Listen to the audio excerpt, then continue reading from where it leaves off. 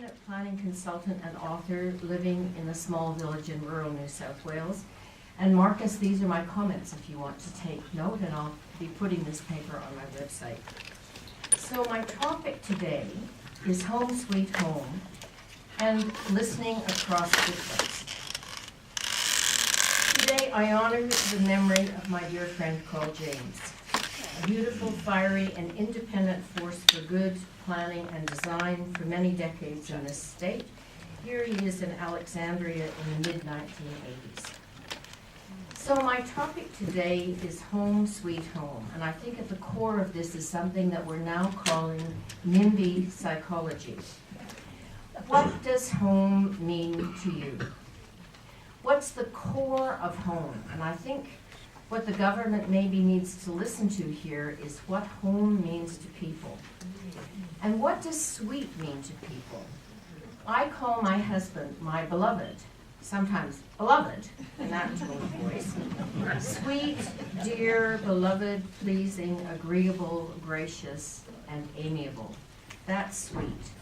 And when we put the repetition into it, home, sweet home, we're giving it even more emphasis. I'm here to say home is very important.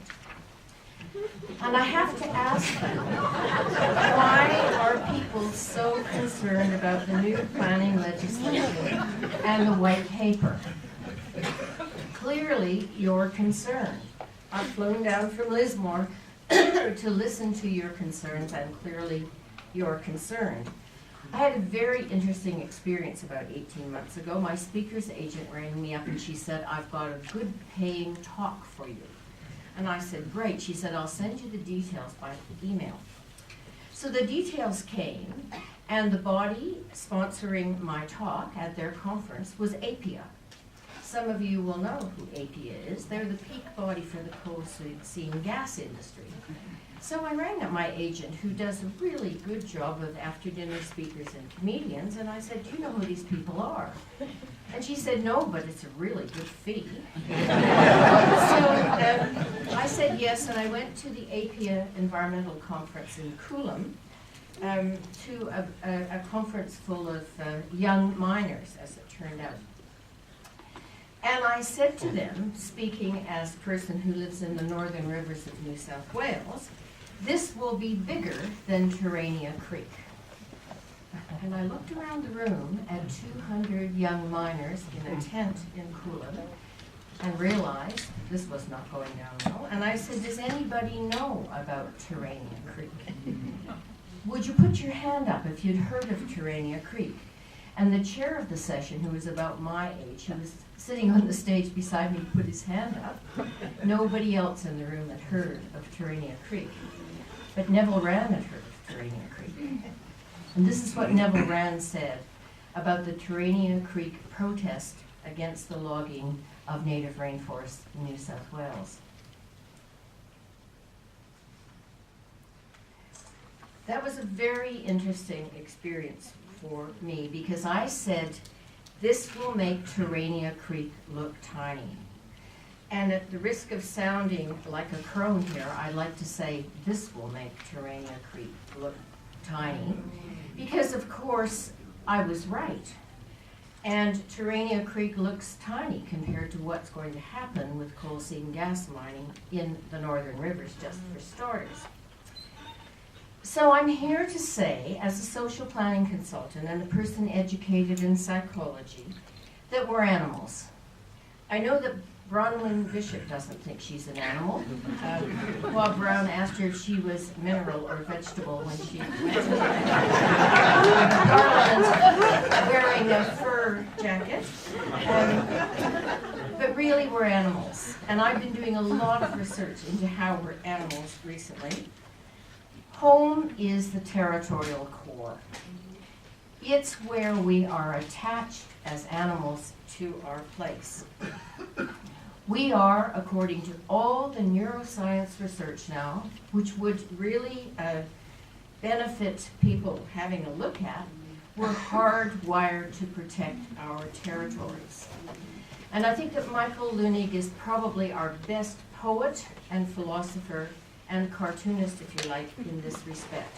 When Mr. Curley comes back from traveling with the duck, everything in Mr. Curley's environment resonates as symbolic and representative, a deep mirror, if you like, of who Mr. Curley is. We know that Michael Lunick has his finger on the political pulse of Australia. This is an old cartoon. We're like Mr. Curley when we come home. I'm calling this homing instinct. And I've been checking out my findings. I've recently spent a month in Harvard. I've talked to some of the leading experts in this field, including in the real estate industry. You'll be interested to know that we're hardwired to protect our environment, and I think we're also hardwired for altruistic behavior. I think some of what the Better Planning Network is saying is, what about their backyards? That there's actually an altruistic component to your reactions to the new legislation, to the lack of community engagement, and to concerns about about increases in housing density. You're also concerned about the people who are going to live in the kinds of housing that's being proposed. Yeah. I lived in New South Wales for a long time. I didn't always live in the bush. I've lived and worked in Sydney, and I know about how corrupt this system is. I had to go off back in the 80s and be an academic in Armidale for 2 years after I was blacklisted as a consultant in Sydney. So I've had good experience of corruption in Sydney. I've also been doing some recent research for the Planning Institute, updating the planning ethics course, which I've taught for many years to practitioners. And my husband did this analysis for us. We looked at the reports in the Australian and the Sydney Morning Herald for 18 months. And this is at the core of many people's concerns. I call it many a slip twixt cup and lip.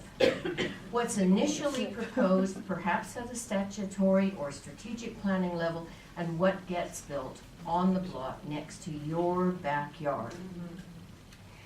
Now, what gets built on the block next to your backyard is keeping me very busy. Between activist activities around planning legislation in New South Wales and South Australia, I can hardly draw breath. So I'm speaking in a public lecture next week in Adelaide, talking about what happens when this kind of housing is proposed in environments that look like this. This is central Adelaide. This is the kind of housing that's being built in central Adelaide, and this is not unrepresentative of new housing in the very refined, and you might remember, not convict settled state of South Australia. One of my resident friends sent me this photograph. He calls it Hell's Gateway. So this is how it looks at night. This is what it might have looked like. Some of you will have been to Christie Walk, an urban ecology ecopolis project for that particular land, which was not approved. I'm going to say that it's not about the money. I think sometimes it degenerates into being about the money, about property values, about property costs, but I think it's much more about the territorial responses of animals to a violation of what they believe should be their home.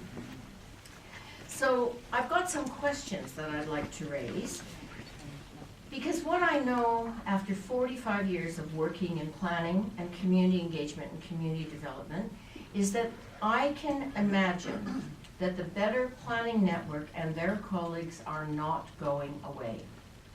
Yeah. I'm not going away. I believe that this initiative is driven by deep instinctual and psychological forces that governments fail to understand. So I'd like to take you to Alexandria in the 1980s, when I was doing a job for the Department of Housing, consulting with the local community about the redevelopment of the Alexandria goods yard. I was convening a public meeting. There were probably 200 people in the room, and the hydrologist had just given his presentation and said that there were no problems with flooding in Alexandria. And in the front row, just about where Fred Nile is sitting now, was a very small elderly woman, and she started to tremble all over as this announcement was made by the consultant hydrologist. Fortunately, I could see her because she was in the front row. So I asked her if she'd like to say something, and she raised herself to her full 4'10" and explained how, hold on, just go on, how she had been rescued as a resident from her basement in the flood of 1934, in what was then a 1 in 50 year flood. Well, the hydrologist went back and checked, and you know what? There's been flooding in Alexandria for a long time. And in fact, there was recorded flooding in 1934, but it was still happening last year. So I'll just go back to my point. So my case is a case about what we should do, and the first step I'm saying is that we should be using, in community engagement, with respect to the white paper, leading practice approaches. I've written lots of books about community engagement, and I've done more community engagements than you've had hot dinners, and I don't believe that the current approach is what we would call leading practice, because it is an example of exclusionary professionalism. This is the word that we would use, and this is the kind of situation that we're likely to get into, an expert gesturing to plans on a whiteboard and people sitting in rows making comments. So the story about Alexandria is really a story about exclusionary professionalism. There really is flooding in Alexandria, and that elderly woman was just lucky that I spotted her, because she wouldn't have otherwise had the courage to speak out. So what we do about exclusionary professionalism is that we have to work with the expert blind spot. We have to work against a culture of technical control and bowing to expert views. And honestly, if I have another conversation with another Vancouver-based spin doctor, I'm going to weep. I've got my Canadian cap there, and you're welcome to put it on, and you must hear from my voice that I was born in Canada's Evergreen Playground. But I've been here since 1968, and I'm here to tell you they're not the answer to our problems. The second part of my plan to solve this problem is about listening across difference. We have the best community engagement practitioners and planners in the world in Australia. I'd like to see them involved in this conversation. Let's get rid of this cultural cringe that says we have to take our advice from outsiders. I know I sound like a foreigner, but I've been here a very long time, 44 years, you know? Let's not just talk to the usual suspects and not the usual boring meetings and rushed submission processes.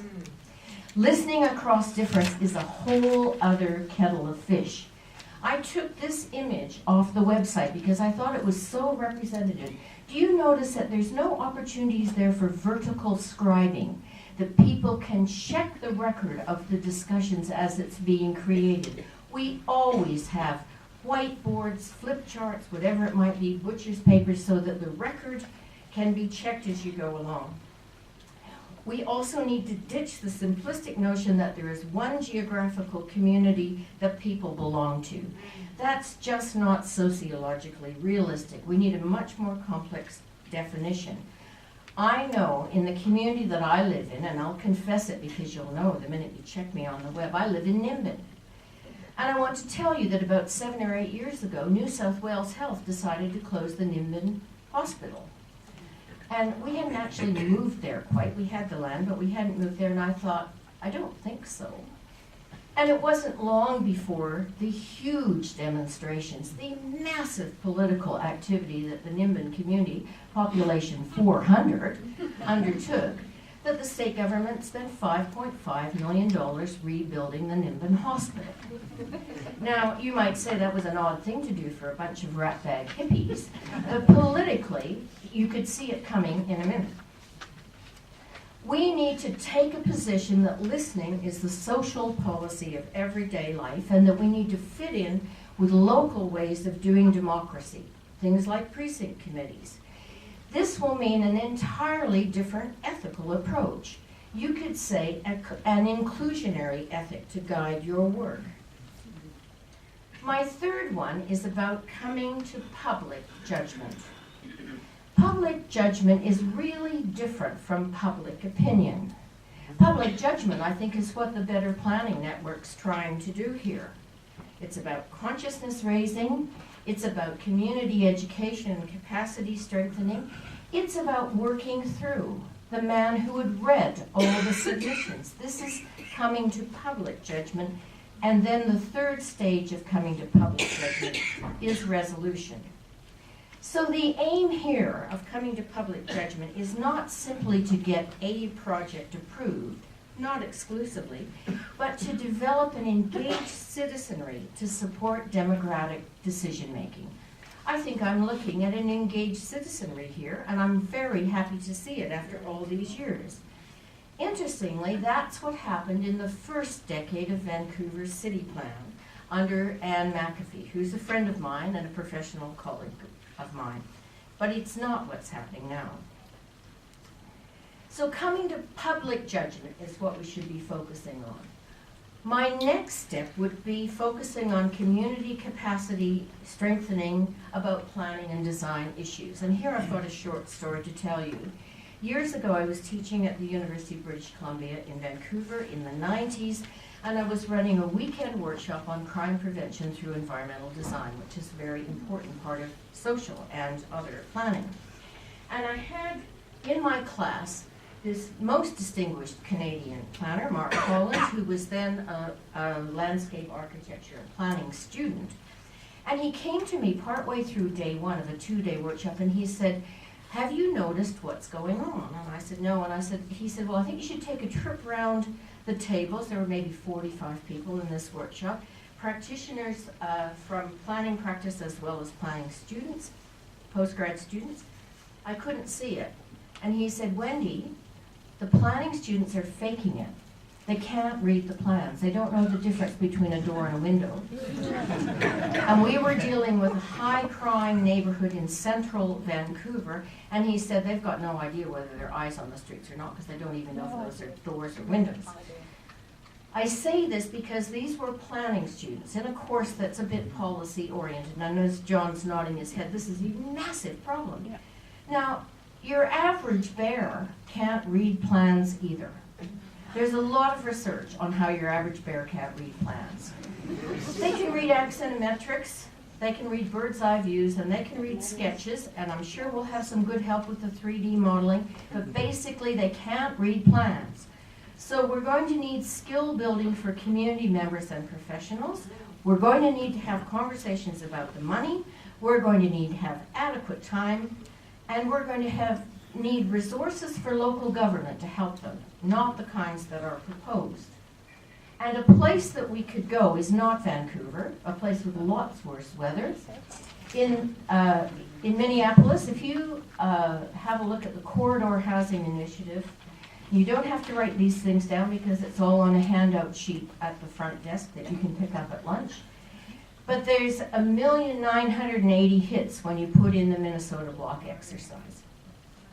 So the Minnesota Block exercise is an initiative of the Minneapolis City Council and also the University of Minnesota in Minneapolis. And you can download all of the templates online, but essentially this is education for residents around transit-oriented development. The corridors in Minneapolis are basically just Minneapolis's arterial roads, where they're dreaming like we are, you might ultimately have light rail. It's a 3-stage process: preliminary workshops, then the hands-on Minnesota Block exercise, and then the provision of materials for developers. This is something you could do here in a minute. It's all imperial, you'd have to make it metric, but it's all available, and the mother of it is Anne Forsyth, who's a distinguished graduate of Sydney University in architecture and now professor of planning at Harvard University, where I've just come back from. This is what the Minnesota Block exercise looks like. People are working on high-quality orthophoto maps with blocks that represent different densities and dwelling sizes. But the beauty is, in the workshop is Alan, the developer. Not a developer with any stake in this, but a member of the consultant team. And while people are building their ideal development on a block that's available. The one I went to was the Burger King across the road. Alan's in a corner with a spreadsheet. And when they've done their project at the table, they have 3 goes in 2 hours. Alan arrives back to the table and he says, "You've lost me $4 million. Let me tell you how you lost me $4 million. Not enough subsidized housing. I get subsidies from HUD for this. Too much underground parking, and I wouldn't put housing on the ground floor in such a high crime neighborhood. I think we'd probably try commercial on this bit of the ground floor." And the second time, they lost $1 million, and he came back and he said, "I could make this one work." They have a sketcher at each table. I can't show you the details, but it's all on the website. I'm happy to send anybody my PowerPoint from the one I visited. A sketcher does 3 sketches in 15 minutes using a photoshopped perspective so that the residents participating know exactly what it's going to look like. So that's the information on the Minnesota block exercise. This is community capacity building of a very, very high standard, and all the work's been done. And what's important about it is that it's about the money. People want to talk about the money. And finally, I want to come to the question of influence. This wonderful woman here on the right, Roz Lasker, is the co-author of what I think is the best book on community engagement I've read in years. Influence is at the core of what we're talking about here. And Lasker says, and I went to talk to her recently in California, that community engagement by marginalized groups, which is what she was focusing on, is like a baton race. You have to be at the starting line. You have to have a baton. What's the baton? It's your precious bit of local information and knowledge. You have to run on an uneven track, over hurdles, and eventually you've got to pass it to somebody with clout. Now, we've got a huge problem with the current situation, which is how do you crack into the race once it's started when you're not allowed to say anything at the end?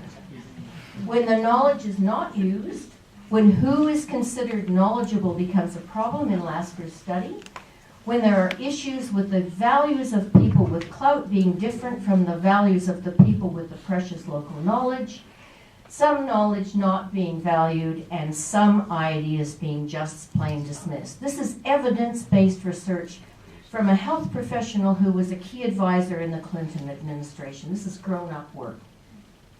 And the biggest barrier is the barrier we're going to face at the end of the track, the gatekeeper's frames of reference.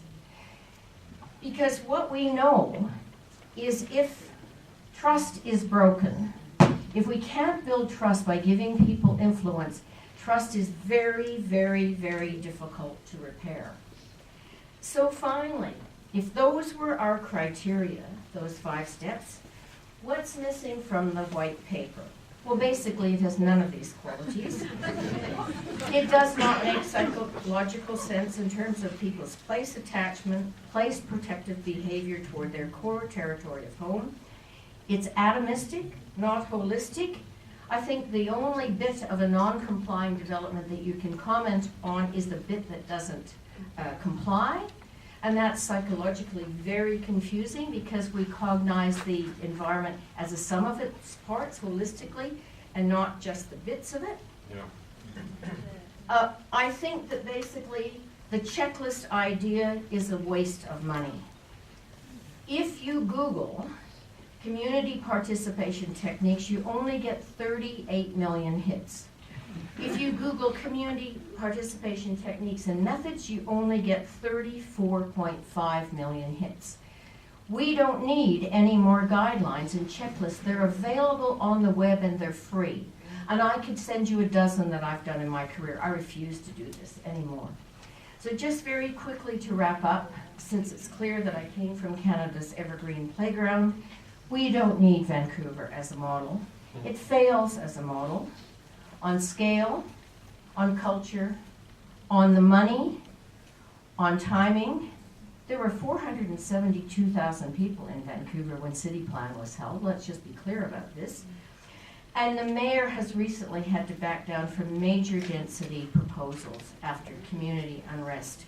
In the paper that's at the front of the hall, I've got a list of the activist websites in Vancouver, just to let you make touch with them.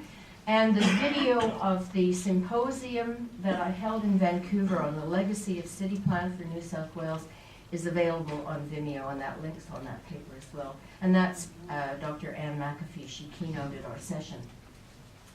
So what's the mystery, I'd have to ask to conclude? Why the great rush? When I review the community engagement components in Chapter 4 and the wider opportunities post the strategic planning stages, I feel extremely uncomfortable. I think the secret is that time is money, but not in the way that you'd imagine it. Giving people time will ultimately save money. I've had some wonderful consulting jobs, mostly in Melbourne, as it turned out, rescuing projects that were stopped dead in the water by resident activism and trying to do it properly, starting from scratch. The trust can never be rebuilt. You know this, don't you? It can never be rebuilt. It's like a marriage. Once it's happened, it's very hard to put it back together again. The expense of delays brought about by extra statutory protests will be massive, I believe. So this forum is the Better Planning Network's offering to help us come to public judgment, in my opinion. To help us be members of an engaged citizenry who wish to have influence over public decision-making and planning. I've accepted the challenge to help as an independent planning professional and ethicist. And at the risk of sounding like Methuselah, and some of the gray hairs here probably know who Methuselah was, I'd say you'd better get used to it. Concerned community members will never go away. At the risk of sounding like Cassandra, you scholars will know who she was, her ears were licked clean so that she could hear the future. I can hear the future waiting to be born in us, and it's saying, you'd better get used to it. Concerned community members will never go away. I'm a member of the community that the government wants to put at the heart of the new planning legislation, and I'm speaking with my heart. We need to expand community engagement opportunities because they're at the heart of community engagement. Thank you.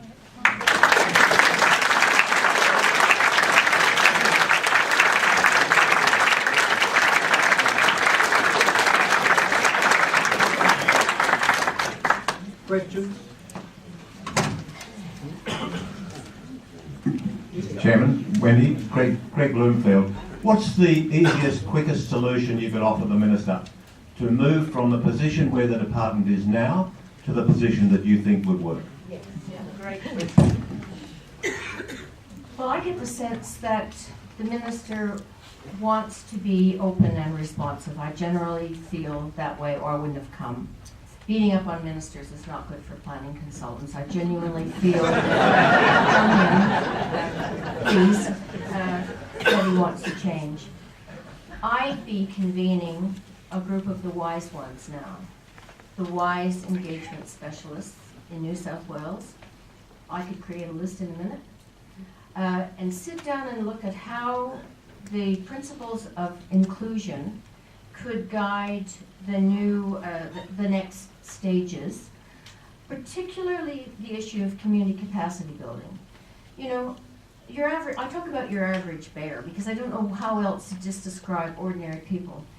My mother is demented, but she can still show me at 99 a dangerous curb cut on a cross slope that she can't get her walker across. And when I saw that, and she said, you know, of all the other curb cuts, Wendy, this one here on the hill, I just can't navigate. This was about 3 years ago when she was 96. She has discrete, individual, local knowledge. She's not affiliated. She barely knows who I am or what day it is, but she's got this knowledge. We need to open up this process so that people are educated, if you like, and their capacity is strengthened to contribute to these complex planning matters. That's one. And number two, I don't think you want to buy into the political fight of not having a right to comment or right to appeal on compliant projects. Because I think what's going to happen, and I think it's going to be a terrible problem ultimately for the state government, is that this will have to be mopped up by local government. The extra statutory protest that will result from this, because I really don't think you're going away, will end up happening on the doorstep of the local municipalities. And they're going to be extremely unhappy, and there'll be no sets of guidelines or checklists that will help them with that. So it's the passing the buck part of it that's got me worried. One question that I would like to ask, and that is referred to the elephant in the room, and that is the hidden assumption that is never stated, that the ideology of high density is the way to go. Now, there are other possibilities to cope with an increasing population, and my question is, how on earth can we get the jurisdictions in perhaps Vancouver and Sydney and the New South Wales to change their perspective, look more widely, and look at the more general solutions instead of trying to hammer through something that most of the community don't want?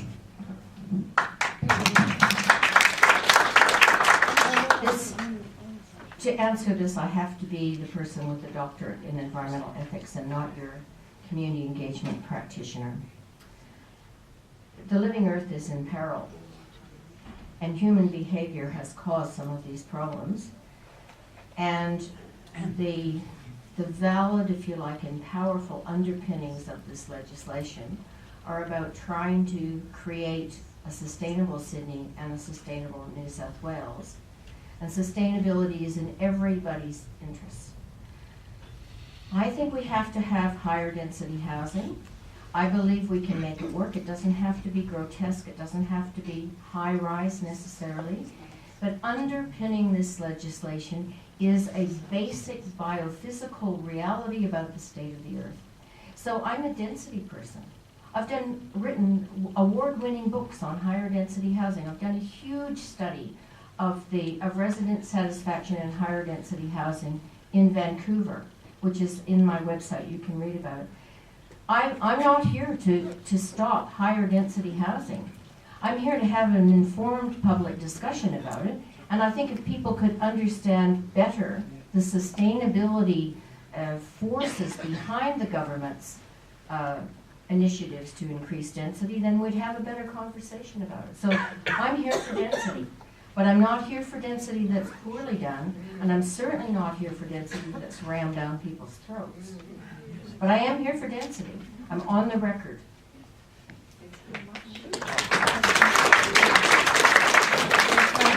One more, June. Right, yeah. Sorry, yes. Wendy, thank you very much. My name is Connie Harris. I have been looking at several documents in regards to planning, of course including the white paper, and I'm very concerned about the 3D models which are proposed to be shown to the community. And I am one of those people who finds it hard to read plans, even though I've been on council and had a bit of experience. I'm wondering, I have been going many times back looking at what my children do. Two of them are doing architecture, and they all the time had to build little models, and I was amazed how effective and how good that is to explain. And I was wondering, do you really think that a good community engagement tool is showing these 3D models, or would it, these video images, rather than what you did show, letting the community build with building blocks? Thank you. I think we have to accept that there are some people in this group that we could call baby boomers, and we have a different way of reading the environment. There's lots of research on this. We also have a different way of communicating about these issues. I think what we need is a multifaceted approach. Certainly some of the computer-aided design and modeling is very, very helpful, just as Facebook, Twitter, and social media are very good ways, generally, of reaching younger generations.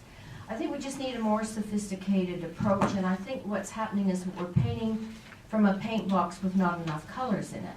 So the 3D modeling has its place for sure, but we found that simple sketches also work really well with people. The most important thing about community engagement for capacity strengthening is to build people's confidence and competence and not humiliate or bamboozle them. So I would take that as the criteria. In Kitchen Table Sustainability, which is the book I've written about community engagement with sustainability issues, and we've got one copy up at the front desk you can look at, and there's flyers there if you'd like to take it. We reviewed the literature on adult education and community education when we wrote the education chapter. There's lots of evidence about what works and what doesn't work, and that information could inform a more sophisticated palette of colors, if you like, of tools to engage with community members at different ages. We've also got to look at cultural difference. We've got to look at language. You know, they're working in Bonnyrigg some years ago, we were so impressed in the community renewal program that all the people from the Cambodian community came to all the meetings in the temple. And we thought, we've aced it with the Khmer community. We've just aced it. Isn't this wonderful? They love us. Until we found that there was a prevailing rumor that if you didn't come to every meeting, you wouldn't get rehoused. So this is a complicated business culturally, and I really haven't seen cultural diversity, listening across difference, unpacked in any of the documents yet. But there are people here who could help. Okay. I think we're done. Okay. Would you please thank Wendy Sarkissian.